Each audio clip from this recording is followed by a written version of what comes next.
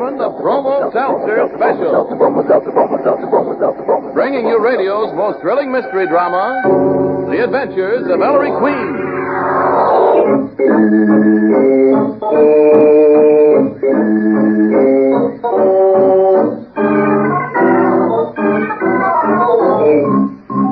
Tonight, the makers of Bromo Seltzer bring you another thrilling adventure with Ellery Queen, the celebrated gentleman detective, in person. Ellery Queen invites you to match wits with him as he relates another story of a crime he alone unravels. Before revealing the solution, he stops the play, gives you a chance to solve the mystery. Our guest armchair detectives for this evening are film star Miss Jean Cagney and Mr. Peter Cusack, Executive Secretary of the National Foundation for Infantile Paralysis. And now, Ellery Queen, Master Detective and your host for the next half hour. Thank you, Ernest Chappell, and good evening, ladies and gentlemen. Tonight, I'm going to tell you about the exotic adventure of the Scarecrow and the Snowman. One July morning, some years before the war, Dad, Nicky, Sergeant Veely, and I were driving through the rich farm country of the Midwest. Suddenly, we rounded a curve and saw a red barn and a big clapboard farmhouse shaded by elm trees. Sergeant, stop. What for, Maestro? We're in the middle of no place. I want to take color movies of this farm. Huh? You and your movie camera, Ellery. Try a shot of that scarecrow over there in the cornfield, son. Swell, Dad. So that's a scarecrow. What do you know? Get that farm in the picture, son. There, Ellery, see? Walking toward the Scarecrow. Yes, very nice. Wait a minute. Something's wrong. Yeah. What's he yelling at us? Yelling for help, Nicky. Oh. Come on, let's get over there.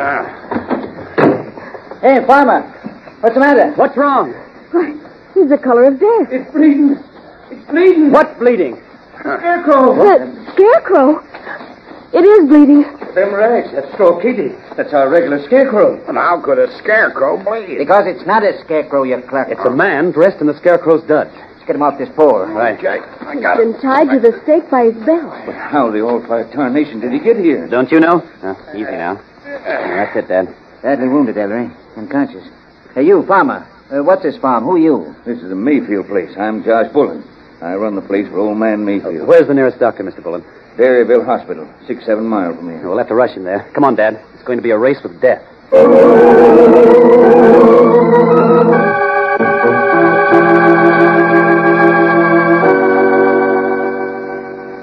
That country doctor's certainly taking his time in there. Just how was the man hurt, Inspector? Stabbed twice in the chest, Nicky. I wonder who he is. Not an identifying mark on him. Yes, quite a mystery. Mr. Bullen, Yes, Mr. who lives on the Mayfield farm beside yourself? Well, now, there's me and my wife, Josie Mayfield.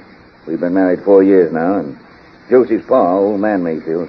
It's really his place, but I run it for him. Don't tell me there's no Ma Mayfield, Mr. Bullen.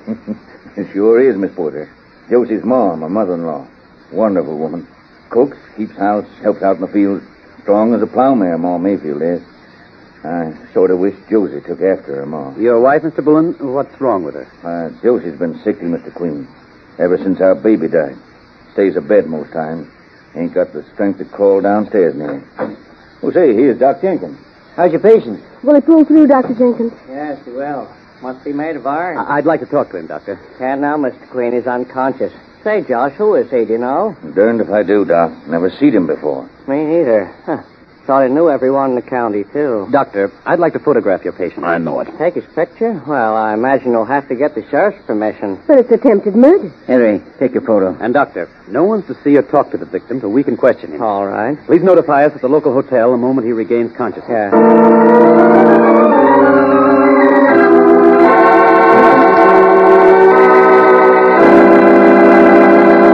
And there, ladies and gentlemen, you have the beginning of our mystery. We'll be back in just a moment to tell you more. But first, Ernest Chappell.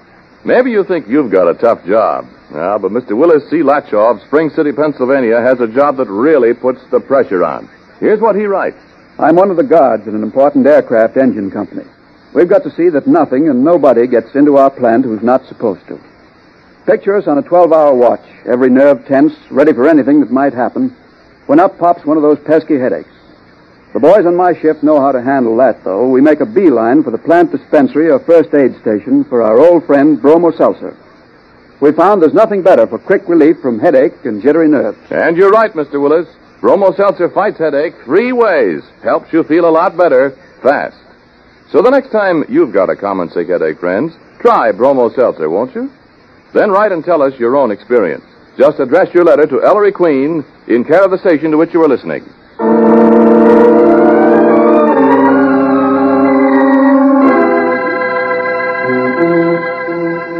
And now back to our story. Ellery has photographed the mysterious Scarecrow Man and had the photo developed. Now, several hours later, the Queens are driving Josh Bullen back to the Mayfield farm. Henry, think someone on the Mayfield place carved that fellow up? I don't know, Dad. Keep your eyes open. Well, here we are. Whew. It is hot. Man, what I'd give for a sidle of beer. Beer? I'll get Ma Mayfield to fix you the finest drink of ginger beer you ever tasted. What, baby?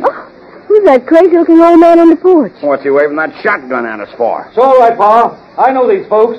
Don't get scared. That's just my father-in-law. Mr. Mayfield, if you'll put that shotgun down. I know you, Jonathan, minute I clapped eyes on you. Stand where you be. Pa, this ain't Jonathan. It's Mr. Queen. It's too, Jonathan, Josh. You boy, make tracks will plug you dead. Hey, the old squirrel ain't kidding. You won't get, eh? He's going to shoot. Henry, Dad, come on. Get behind the car, all of you. All right, I warned you.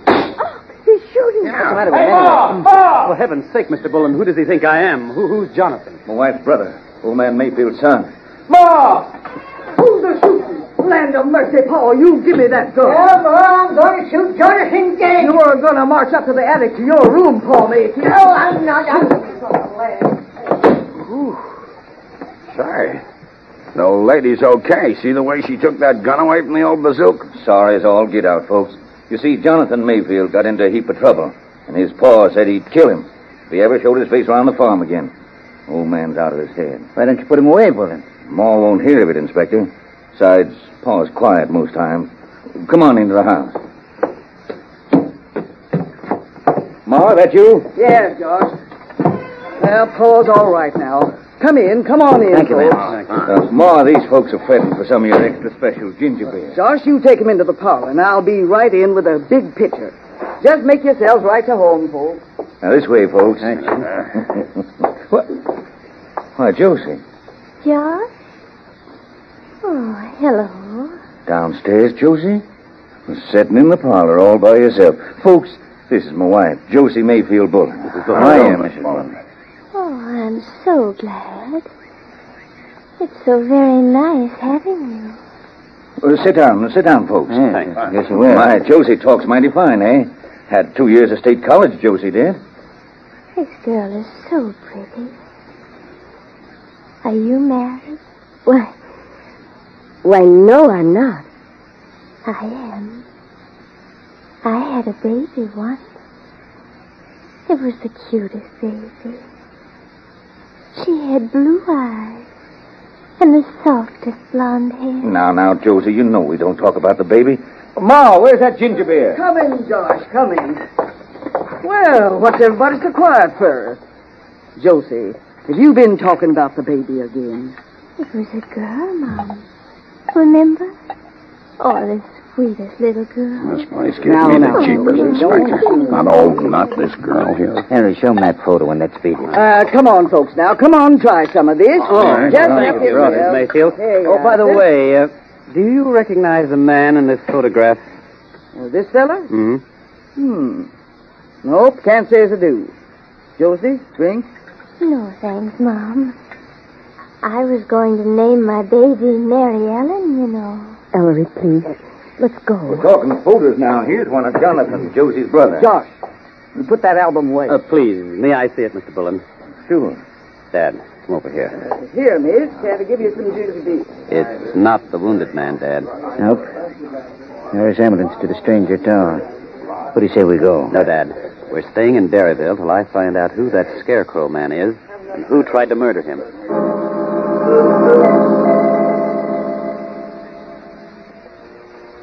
Finally, 3 days later, Dr. Jenkins said we could question the stranger. But when we went to the man's room at the hospital, we found that he'd escaped through a window. It was Ellery hopping. The Scarecrow man gone, and we still didn't know who he was or who had tried to murder him. Well, we hung around trying to find someone who recognized the Scarecrow man from Ellery's picture of him, but no one knew him, so we gave up. 6 months later, January it was, We got a letter from the Dairyville Justice of the Peace, an old fellow named Clem Hunter. Hunter confessed that he'd lied about not recognizing the stranger, and he wanted to clear his conscience. He wrote us, "You certainly won't find it out from anybody else, because me and the town clerk, who's dead, were the only ones who knew who this fellow was. If you'll come see me, I'll tell you the whole story." But 2 days before we got back to Dairyville, old Clem Hunter up and kicked the bucket. Pneumonia. Boy, you should have seen the maestro. Our last hope of solving the mystery 6 feet under. But the maestro says, now that we're here, I'm not going back to New York without taking another whack at the Mayfield. Well, we drive over to the Mayfield farm in practically a blizzard. The roads were so bad, Ma Mayfield makes us stay overnight. Late that same afternoon, the storm subsided a bit, and Ellery and I went outside to find Josh Bullen hammering away at a thick pole driven into the frozen earth right off the porch. Hi, Mr. Bullen. What are you doing? Making a snowman, Mr. Queen. A snowman? That's steady enough, I reckon. Now to pack more snow around it. Oh, may I help, Mr. Bullen? Sure thing, Miss Porter. Pitch right in. By George, that looked like fun. Move over, Nicky. Now, hurry, I asked first.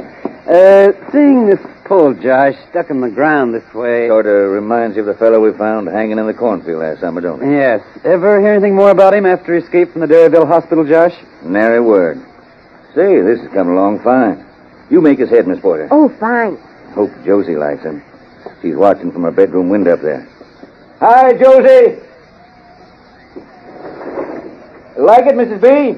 Oh, Josh is lovely. Well, wait, he ain't finished. He still needs eyes, nose, and a mouth. And a pipe, Josh. Stick a pipe in his mouth. Oh, how my baby would have loved him. Baby? She's still... Hopefully don't mind, folks. Sure, Josie. Pipe it is. Yes, who ever heard of a snowman without a pipe? A corn cob, Josh. Yeah, gotta have a corn cob. Oh, blame it, I left my cob up in my bedroom this morning. Of course, Paul Mayfield's got a raft of them. Keeps all his cobs up in that attic room of his. But I guess we better not bother Paul. Might start shooting at you for Jonathan again, eh, Mr. Queen? Yeah. Oh, but gee, here's that other corn cob of mine right here in my jeans. Forgot all about the second one. There, Josie. How's he look? Oh, he's a beautiful snowman with that pipe, Josh. Oh, hi, Inspector Sergeant. Look at this. Hey, that's some production. A snowman. Where's the maestro? Ellie, what? It was right here a second ago. Here I am, Nicky. Oh. Him and his movie camera. Yes, Sergeant. I remembered it was in the car. Gonna take movies of the snowman, son? Dad, you're a mind reader.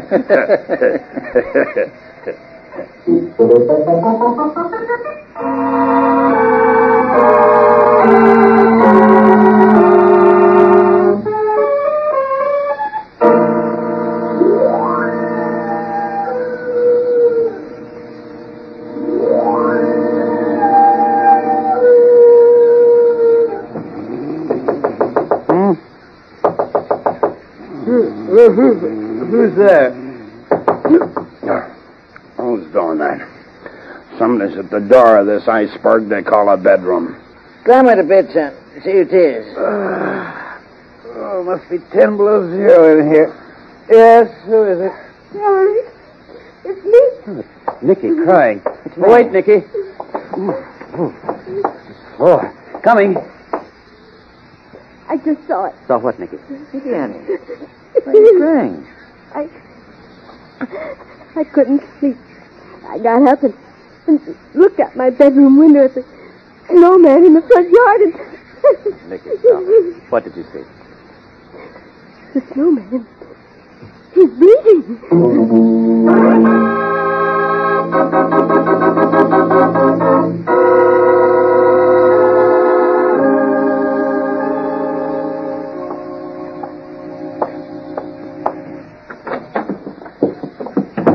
That's noisy. You want to wake the others? Okay, Inspector. There, you see? A red brown stain all over the snowman's chest. Ellery, what in thunderation do you think you're doing? Photographing a snowman, Dad. Lucky this moonlight's so bright. Now, let's have a look. Well, if that ain't blood, real blood, I'll turn in my badge. Somebody's idea of a joke. Nicky, go back to bed. Oh, no. Go on, Nicky. All right, Inspector. Joke, huh? Some joke. Maestro, it's a dead man under this snowman. I thought so. Strapped to the pole by his belt? Yeah, just like that scarecrow guy last summer. 2 ugly stab wounds in his chest, son. Brush the snow off from around his head, Sergeant. Yeah. Oh, It's the same guy. the man who escaped from the Dairyville hospital. The Scarecrow Man.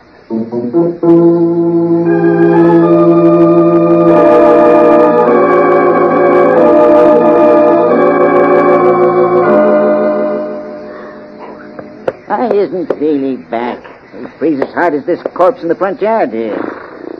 Again, all identification marks gone, drat. How long do you figure he's been dead? Well, I'd say since late last night, son. Yes, about the time the snow stopped. We slept through the whole thing. Peavy, Yeah, Buster? mushing from Nome? Well, what'd you find out? Where's the single set of tracks leading up to the snowman come from? The Mayfield barn, Inspector. Blood in there.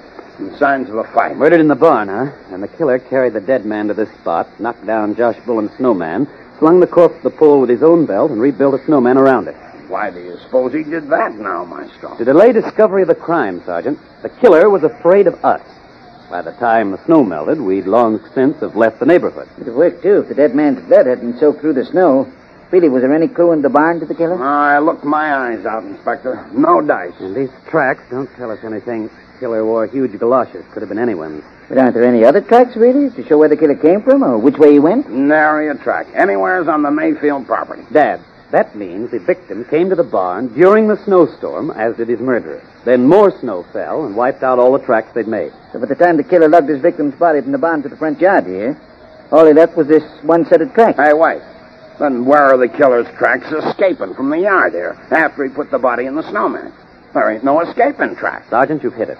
The only place the killer could have escaped to without leaving further tracks in the snow is up onto the porch of the Mayfield farmhouse here. Yeah. He could have made it from the snowman to the porch in one big step. But, Henry, that means the killer is one of the people in this farmhouse. Yes, Dad. At last we know the stranger was murdered by one of the Mayfield tribe. So let's wake him up and find out which one.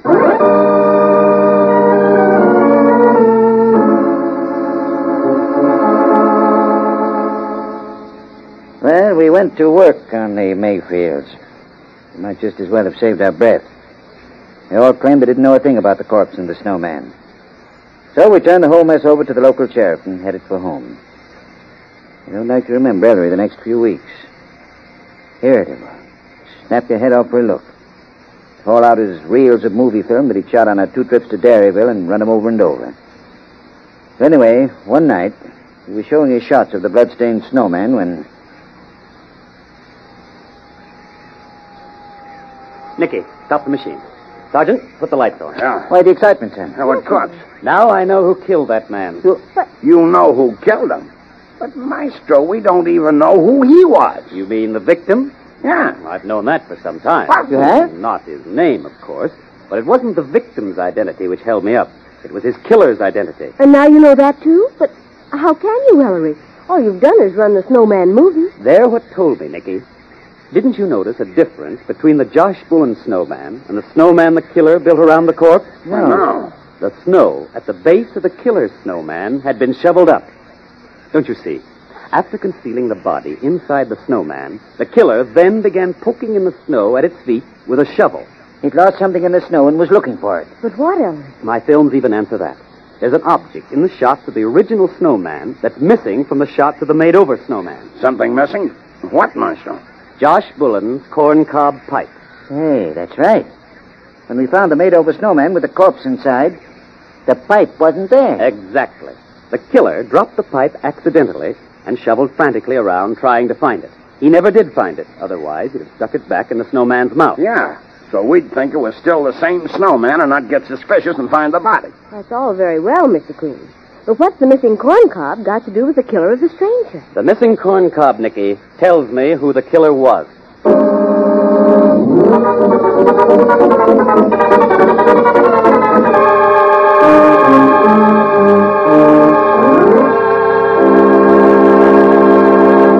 Well, ladies and gentlemen, there you have the mystery of the Scarecrow and the Snowman. Have you puzzled it out yet? Well, let's compare solutions with our guest armchair detective. Nicky, will you introduce our guest, please? Well, Ellery, our first guest tonight is Miss Jean Cagney, the famous screen star and sister of Jimmy Cagney. Our second guest is Mr. Peter Cusack, Executive Secretary of the National Foundation for Infantile Paralysis. All right, Elmer. Thank you, Nicky.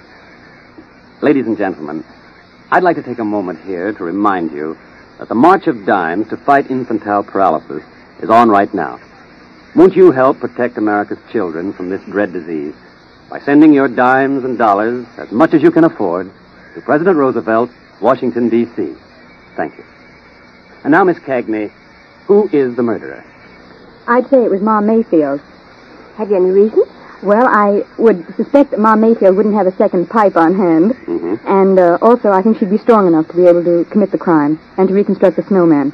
Thank you, Miss Cagney. And Mr. Cusack, who do you think the murderer is? I think the murderer was Josh Mayfield, Ellery. Oh, why do you think that? I don't know what his motive was, but the clue of the missing corncob pipe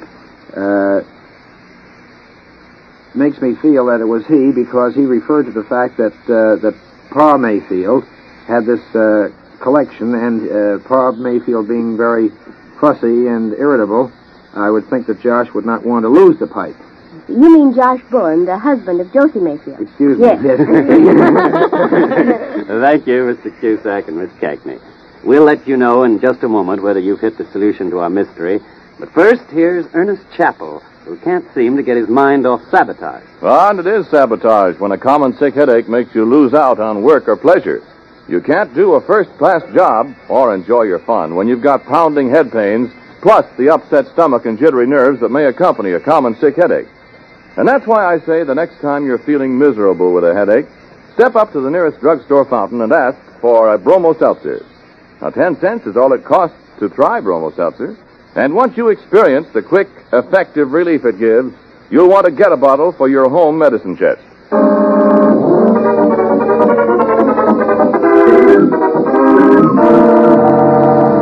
Henry, you said you knew who that dead stranger was. Well, Dad, remember your mentioning that we got a letter from the Derryville Justice of the Peace?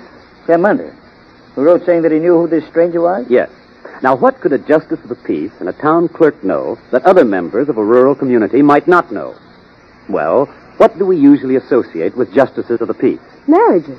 He performs. Yes. And marriages also involve a town clerk, who probably issues a license and certainly records the marriage in the town roll. So you figure the stranger had been married in Derryville years before? Right. But who else would know of the stranger's marriage? Only the Mayfields, because the killer is one of them. So we must ask, what woman at the Mayfield farm was of marriageable age? Only one, Josie, the daughter. Sure, she's married to Josh Bullen. Conclusion, Josie and the stranger had been married before Josie's marriage to Josh Bullen. A secret marriage, because no one in Derryville was able to recognize the stranger from that photo I took of him at the hospital last summer. So it was reasonable to conclude that one of the Mayfield tribe had killed the stranger to keep his secret marriage to Josie from becoming public knowledge. Josie and the stranger elope or something. Old man Mayfield finds out and either drives the man away or buys him off.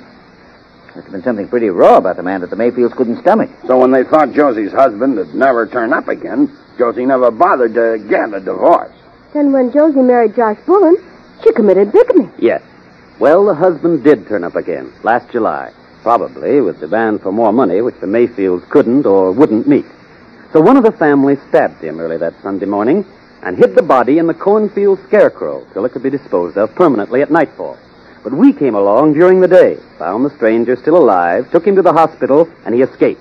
And the one who knew Josie's bigamous secret was loose again. Then why did he come back in January? We'll never know exactly, Sergeant. Anyway, the same Mayfield murdered him for keeps this time and hid the body in the snowman so that we'd fail to discover the crime and leave. But who is the killer, son? And how do you know? The missing corncob pipe tells me, Dad. The corncob pipe? We know the killer wanted a corncob and hadn't located the one he'd lost in the deep snow. Because if he had found it, he'd have stuck it back in the snowman's mouth, and he didn't. But that fact clears Josh Bullen and old Pa Mayfield. Clears Bullen and his father-in-law? How so, son? Because either man could easily have got another corncob to stick into the snowman's mouth, Dad. How do you figure that out, Ellie? Well, we know that Josh Bullen had a second corncob up in his bedroom. And we also know that Pa Mayfield kept his corncobs in his attic room. Either man could have procured a corncob to replace the lost one merely by stealing up to his own room in the middle of the night while the rest of us were asleep. Since the killer didn't replace the lost pipe, it means he didn't have one to replace it with and couldn't get another from his own room. But, Maestro, that leaves only... The two women of the house. Precisely. Could the murderer have been Josie, Josh's wife? No. It was a man-sized job to carry the dead body from the barn to the front yard, demolish the original snowman, tie the corpse to the pole, and build a new snowman around it.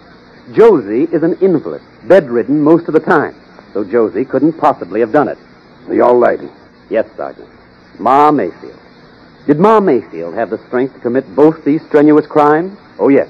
Josh told us she even helped with the farming. In fact, Josh said she was as strong as a plowmare. Yes, Ma Mayfield killed her daughter's husband to protect Josie's reputation in that rural community and save what was left of the poor girl's life.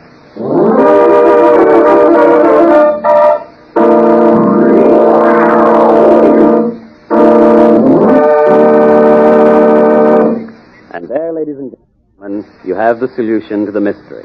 I want to thank Miss Cagney and Mr. Cusack for appearing as guest armchair detectives this evening. We want especially to compliment Miss Cagney on her skill in solving the crime. We have for both Miss Cagney and Mr. Cusack a personal gift from Bromo Seltzer, also an autographed copy of my latest mystery anthology, The Female of the Species, and a subscription to Ellery Queen's Mystery Magazine. While we're waiting for Ellery to tell us something about next week's mystery, come on there, swing aboard our famous talking train.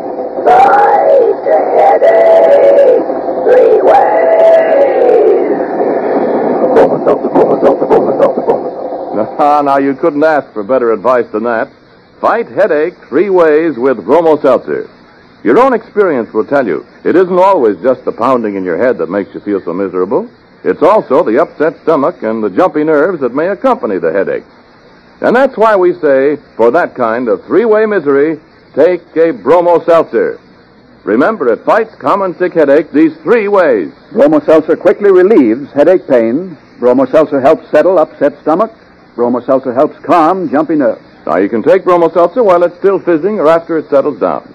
Use it only as directed on the label. For persistent or recurring headaches, see your doctor. But when it's a common sick headache that's got you down, take this tip from our educated train. Fight the headache 3 ways. And now, Ellery, let's hear about next week. Well, ladies and gentlemen, next week we tell you a ghost story. Yes, a ghost story with a real ghost that seems immune to bullets. Don't miss next week, Adventure of the Family Ghost. Our guests will be Martha Scott and Mark Conley.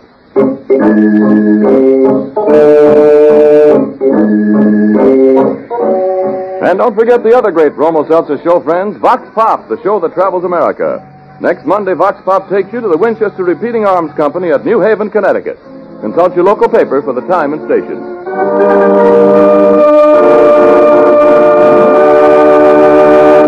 Music for The Adventures of Ellery Queen is by Charles Paul.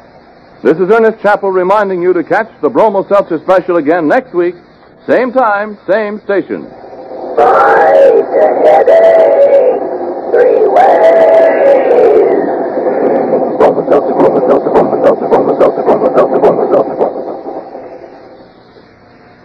This is the National Broadcasting Company.